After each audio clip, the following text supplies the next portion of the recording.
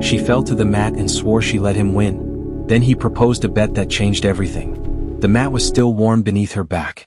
For a split second, Irene Falcon stared up at the fluorescent lights of the gym, her lungs burning, pride bruised far worse than her body.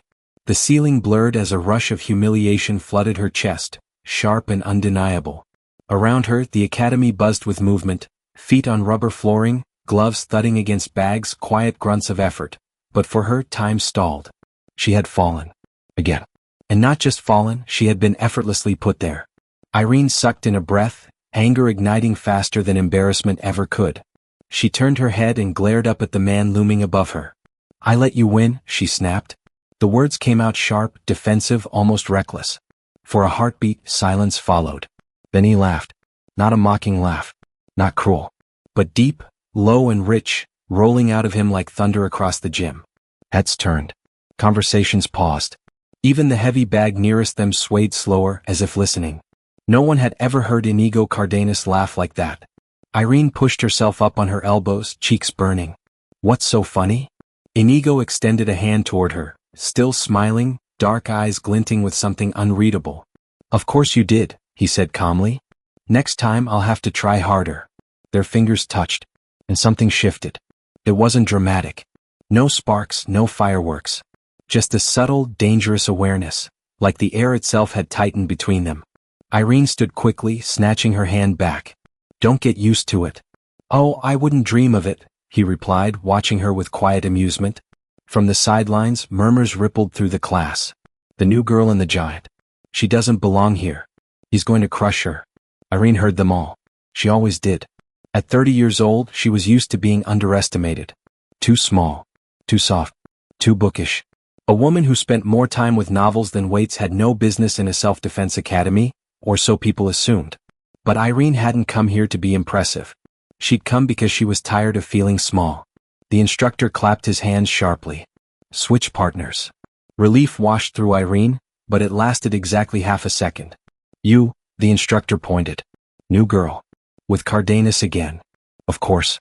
Fate, it seemed, had a cruel sense of humor. Irene squared her shoulders and faced him. Up close, Inigo was intimidating. Nearly 2 meters tall. Broad shoulders. Muscles defined beneath a simple black training shirt. His presence alone seemed to command space, as if the gym adjusted itself around him. But what unsettled her most were his eyes. They weren't cold. Or arrogant. They were observant. As if he saw more than people wanted him to. "Ready?" he asked. "I was born ready," Irene replied, lifting her chin. He smiled just slightly. That smile infuriated her. She attacked again. And again he countered with infuriating precision. No wasted motion. No excess force. When she hit the mat this time, it was controlled, careful enough not to hurt her, firm enough to prove a point. Irene lay there, staring at the ceiling once more, fists clenched. "This place," she muttered, "is full of arrogant men."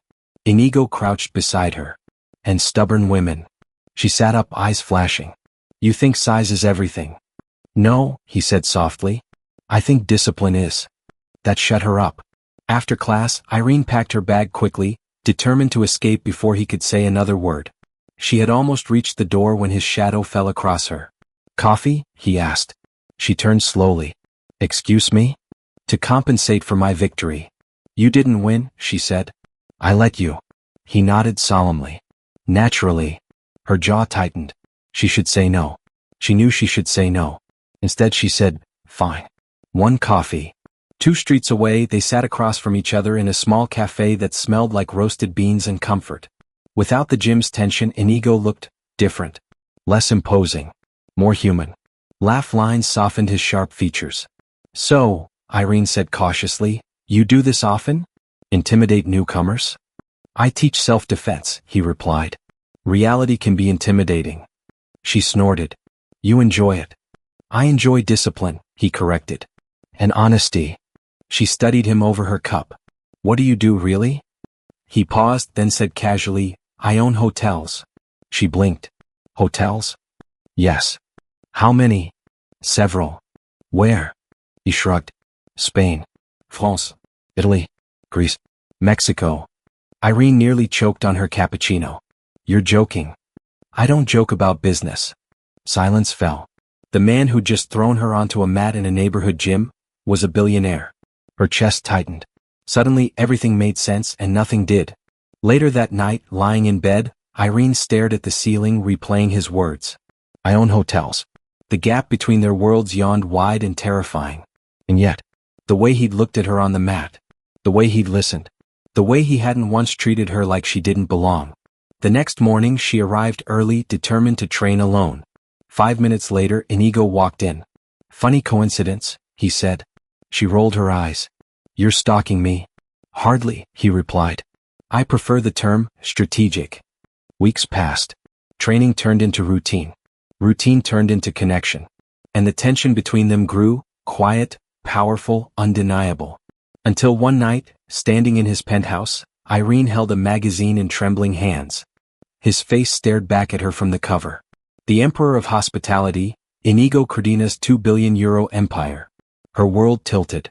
You should have told me, she whispered. I wanted you to see me first, he replied. She swallowed. This can't work. He stepped closer.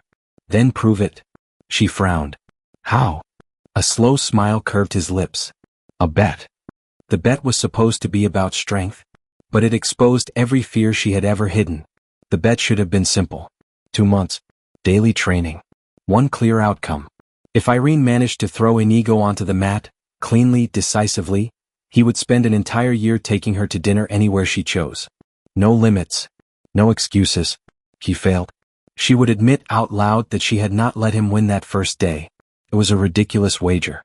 And Irene accepted it without hesitation. Deal? She said, gripping his hand firmly. The contact lingered longer than necessary. Neither of them pulled away.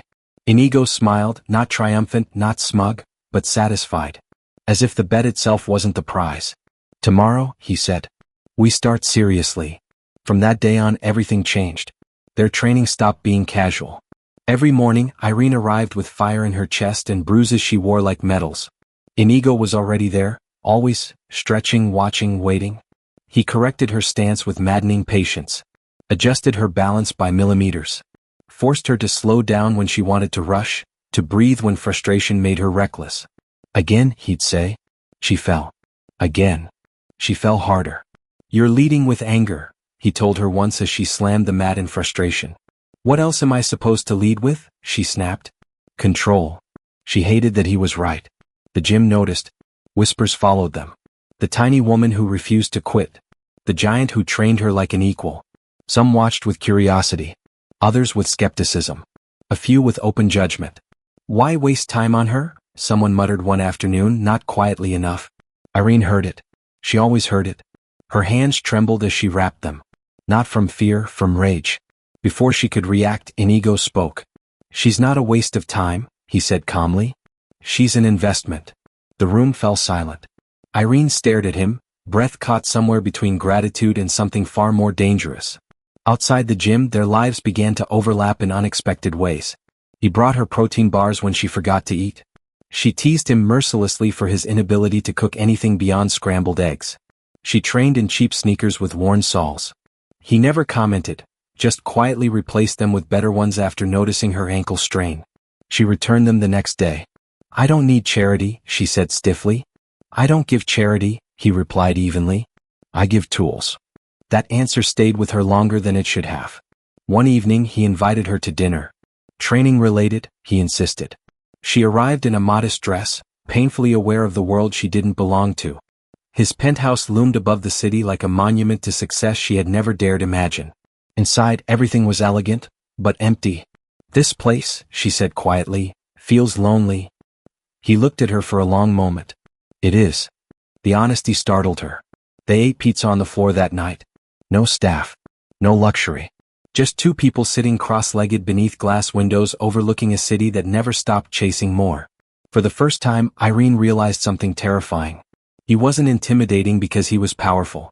He was intimidating because he understood her. Training intensified. So did the tension. Hands lingered too long during corrections. Eye contact stretched past comfort. Breaths synchronized without intention. Once, during a practice hold, she slipped. He caught her. Their bodies froze inches apart. Neither moved. Neither spoke. Then the instructor shouted, and the moment shattered. Irene turned away first, heart racing. I almost had you, she muttered. Inigo watched her, expression unreadable. Almost. The night he introduced her to his friends was supposed to be casual. It wasn't. They were warm, sharp, observant, and immediately curious about her. This is the woman who keeps him humble, one joked. I do not need humbling, Inigo replied. They laughed. She didn't. Then she arrived. Valentina. Confident. Polished. Familiar. The way she touched Inigo's arm made Irene's stomach twist violently. Jealousy hit her like a betrayal she hadn't earned the right to feel. She made an excuse. Tried to leave. Inigo stopped her. You don't get to run, he said quietly. Not from me. When Valentina was escorted out moments later, Irene stood there, exposed and furious, with herself most of all. I don't belong here, she whispered. You belong wherever you choose to stand, Inigo replied. That night he jumped into the pool with her in his arms. And everything they were trying not to feel surfaced all at once. The next morning Irene avoided him. The day after she trained alone. Then she got injured. Her ankle twisted sharply during an unsupervised move. Pain stole her breath. Inigo reached her before the echo faded. You don't prove strength by hurting yourself, he said as he carried her out.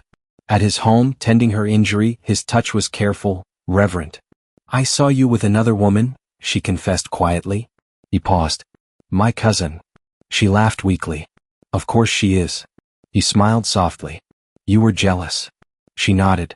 So was I, he admitted. Silence filled the space between them, heavy, electric, inevitable. They judged her for being small. Until the mat became her voice. Recovery was supposed to slow her down. Instead, it sharpened her. For the first week after the injury, Irene was forbidden from training. Inigo insisted, firm, immovable, impossible to argue with. He took control with the same precision he used in the gym, organizing her days without ever making her feel helpless. Elevation, proper rest, and patience. The last part was the hardest. Strength, he told her one evening as she sat on the couch with her ankle propped up, is knowing when not to push. She frowned. That sounds like something people say when they're afraid to try. He met her gaze steadily. It's something people say when they've already been broken once. She didn't ask him to explain. Some truths didn't need to be unpacked to be understood. When Irene returned to the academy, the mat felt different beneath her feet. She felt different. Not faster.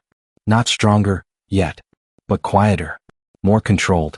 She stopped trying to overpower opponents who outweighed her by 50 pounds.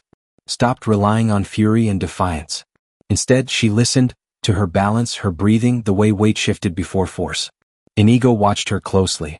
You're thinking, he said. I always think, she replied. You're listening now. And he was right. Her falls became fewer. Her movements more precise. When she hit the mat, she got back up without frustration, without drama.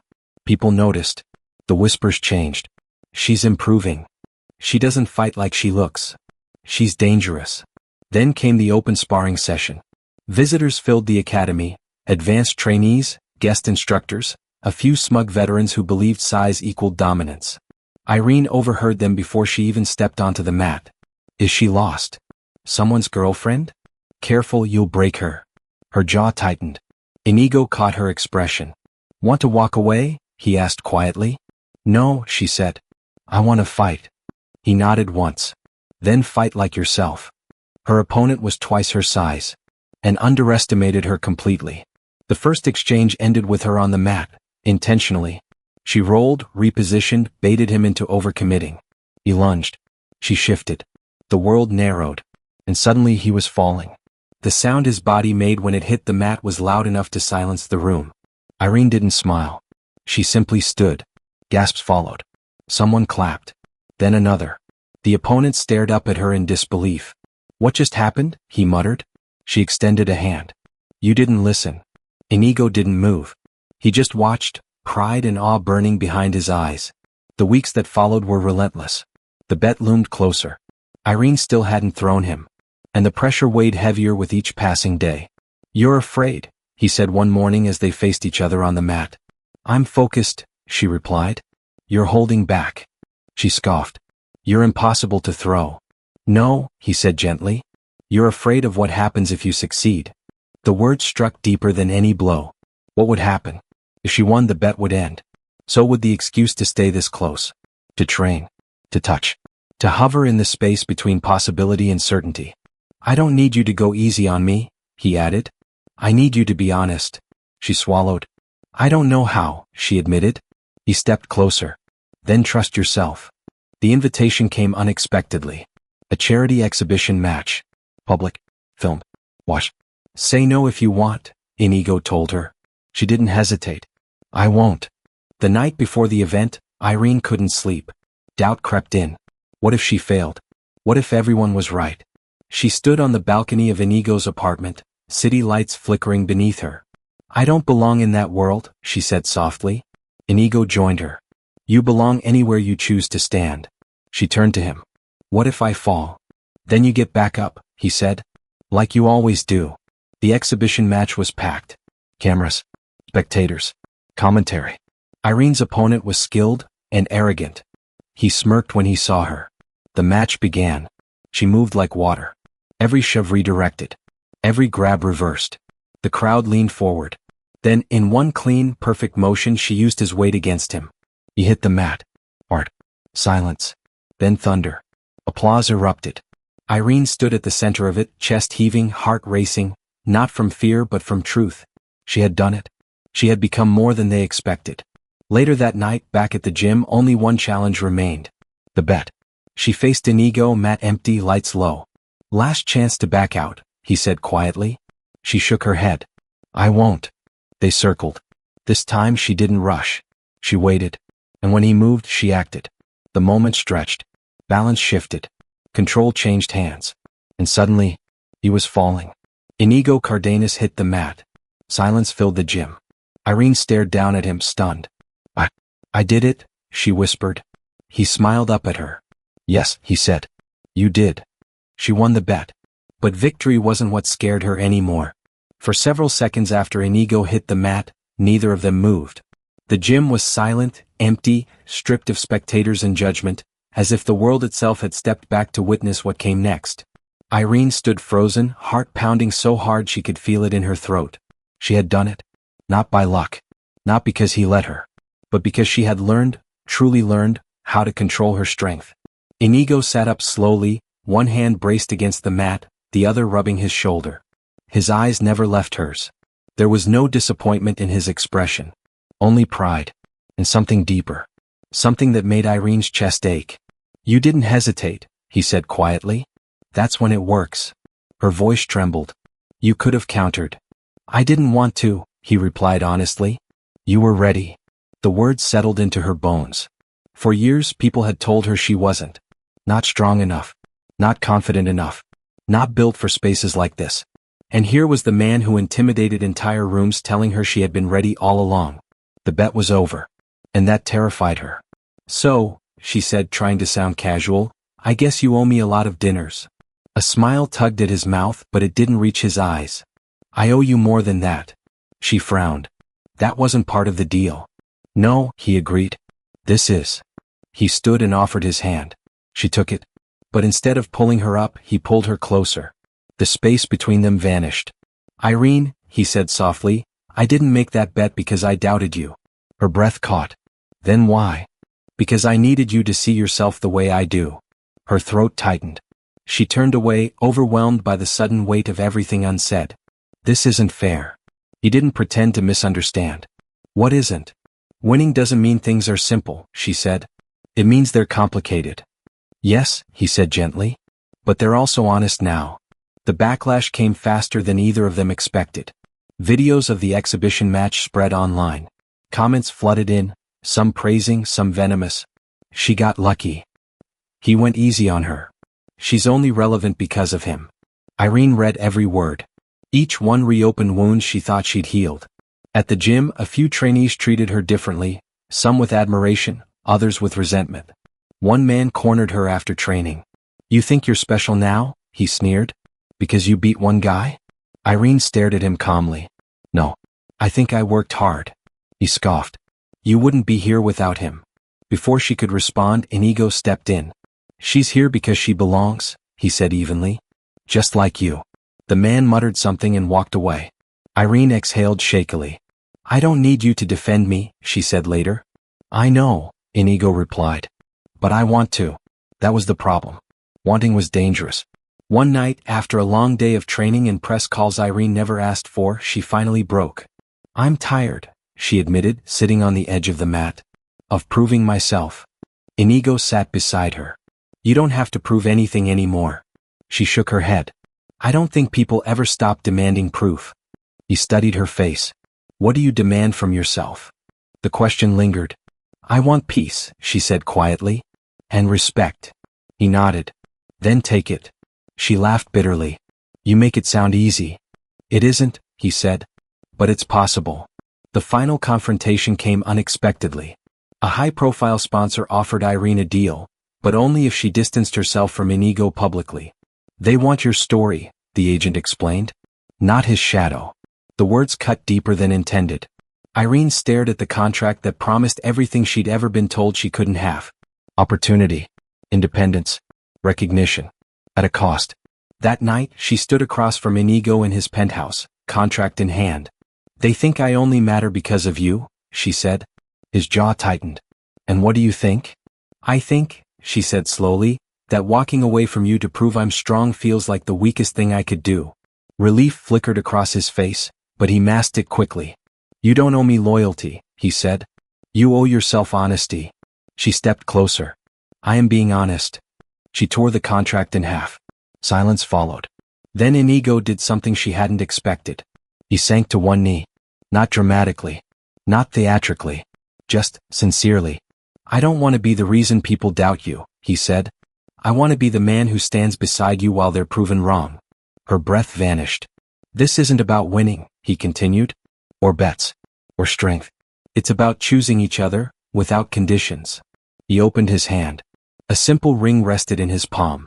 Irene Falcon, he said softly, will you marry me? She was never weak. They just never let her be seen. For a long moment, Irene couldn't breathe. The city lights behind Inigo blurred into something distant and unreal as the world narrowed to the man kneeling in front of her. This powerful, controlled, impossible man who had just laid his heart bare without armor. Her first instinct was fear. Not of him. But of how much she wanted to say yes. Inigo, she whispered, voice trembling, this isn't a movie. He smiled softly. I know.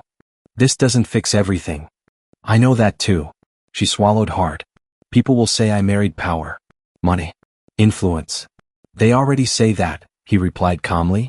And they'll be wrong, just like they've always been. Silence stretched between them. Then Irene did something she'd spent her entire life learning how to do. She chose herself. She knelt in front of him, leveling their eyes. I don't want to be saved, she said firmly. I don't want doors opened for me. I don't want to disappear behind your shadow. Inigo didn't interrupt. He listened. I want to stand beside you, she continued. Not below. Not behind. And if I ever feel smaller because of you, I'll walk away. His voice was steady. I wouldn't stop you. Then, she said softly, yes. His breath hitched. Yes. Yes, she repeated, stronger this time. I'll marry you. He rose and pulled her into his arms, not crushing, not possessive, but grounding. Like home. And for the first time in her life, Irene didn't feel like she had to prove she deserved to be there. The backlash came fast. Articles questioned her motives.